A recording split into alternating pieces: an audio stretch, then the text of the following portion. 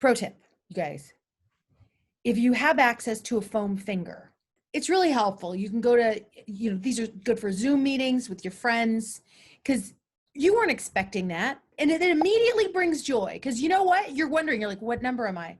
I wonder where I rank in the world. Oh, we're talking about you today. Well, if you bend towards a lady, but I'm sorry. What are we doing? Who am I, right? Show! Kirsten's Agenda is the name of my show. It's a way to make art and learn stuff and grow. There will be lots of segments and maybe some guests. 10 minutes of deep breath, that is my quest. If while we're here, then our insides expand to be more compassionate to our fellow man and woman and person. And remember, the truth is that kindness is cool. Have sex with my feelings and being cruel.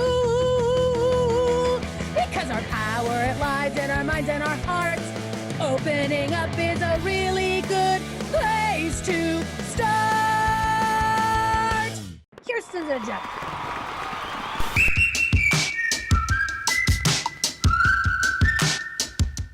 This is what we're going to talk about today. No, not cats. We already talked about cats. This is a euphemism for, this is a euphemism for a body part. Okay. I am going to show a map. Here's a map. It's an imaginary Narnian map of a body part.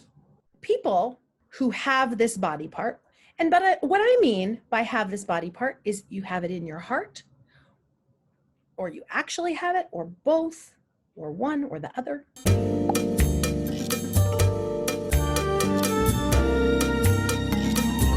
And you might be like, Kirsten, I don't have one. And I don't. You know someone who has one. You care about someone who has one. So there. It is a part of the body that can be entered. And because it can be entered, you can experience vulnerability around that. I have experienced that. And I think a lot of people that identify with their femininity experience that. It's a wonderful, empowering thing to be able to be that vulnerable. It is also a terrifying thing that can put you in feelings of danger or real danger. Many, many people who identify as female have experiences where boundaries are crossed with that body part. Whether it's you fear that they're going to be crossed or they actually are physically crossed. This body part can store those feelings. You could never have anything happen to that body part, just be nervous about it. You could feel great about it. It holds a lot of feelings. It is a mystery. Sometimes things that are mysteries, like this body part, I think we all know this, there's a part of this body part that is just for pleasure. That's it. That's all. That's sort of mysterious, isn't that? It's sort of mysterious how it works, meaning how you get to that pleasure and all that. That's a mystery. And mysteries, sometimes people like to say, because we live in a world that's very it's either right or it's wrong. You're either left or you're right, or you're blue or you're red, or you're all right. We all, right? I got to be on a side. Things are not a side, they're a spectrum. Even on the, I'm very liberal. I feel like that's clear. But there are things that conservative people believe in, and I'm like, I go to church. I don't go none of that. No, everything's a spectrum. So, but there's mystery, right? About this part of the body, right?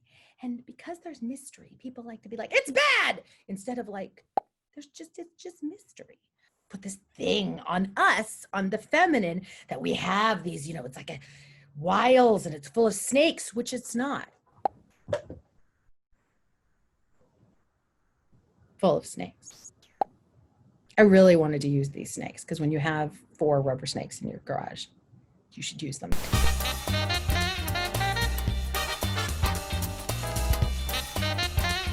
Today, we're going to talk to Heather Jeffcoat. She's a vagina physical therapist, which means she takes care of this body part and makes it feel good.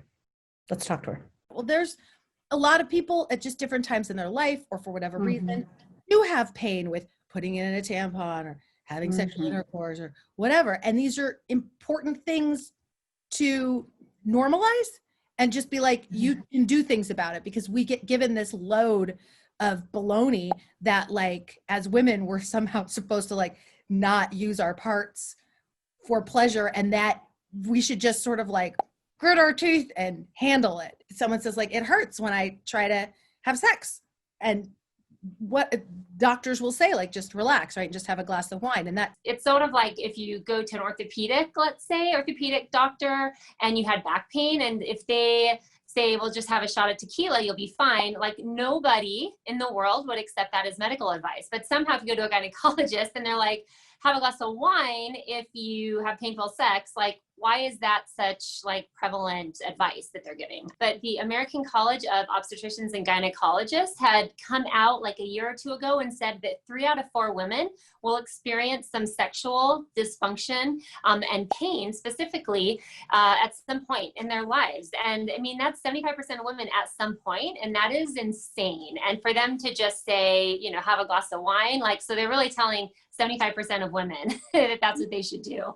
And, you know, it's that just lack of them understanding, because gynecologists aren't muscle people. And so they don't understand how muscles work. Like, they understand organ function, and they understand like what needs to happen during like childbirth, but they're not rehabilitation specialists. So they don't know how to recover the pelvic floor muscles after childbirth. They don't know how to down train or relax or calm the muscles if they're having pain. And that's where pelvic floor physical therapists come in. I truly wish every woman could get one pelvic floor physical therapy session. Yeah, they probably should. Just to see baseline how great your vagina can feel. Because unfortunately we do normalize so much, or we've been told like, oh, that's like normal. Like when you have your period, that's normal for you to feel like that.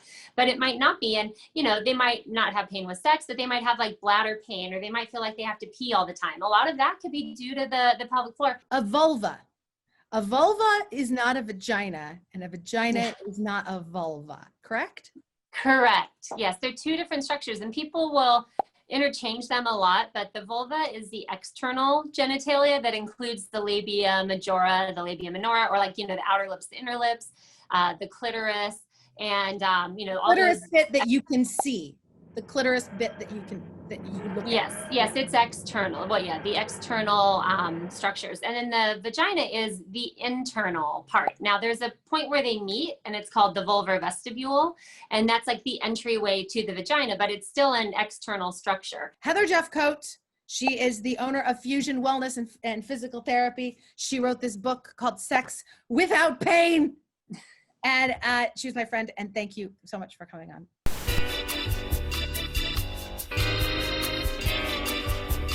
My vagina belongs to me.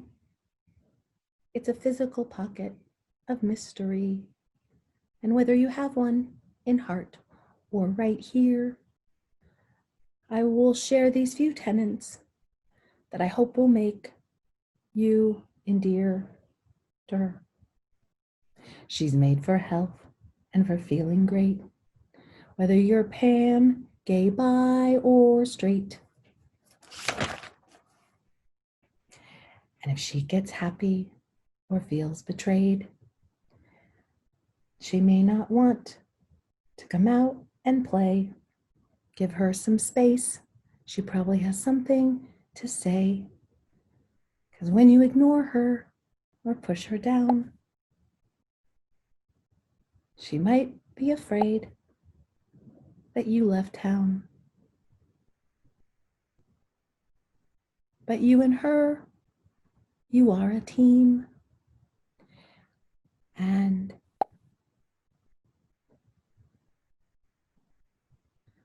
you'll be okay if you and her, you are a team. No matter if you think she's dirty or clean. Because she only belongs to you. And nobody ever gets to own her. Except for you. No matter what. No matter what, even if somebody even if you're afraid or somebody really did get in there or not, or you're afraid, but she only belongs to you forevermore. And that is true.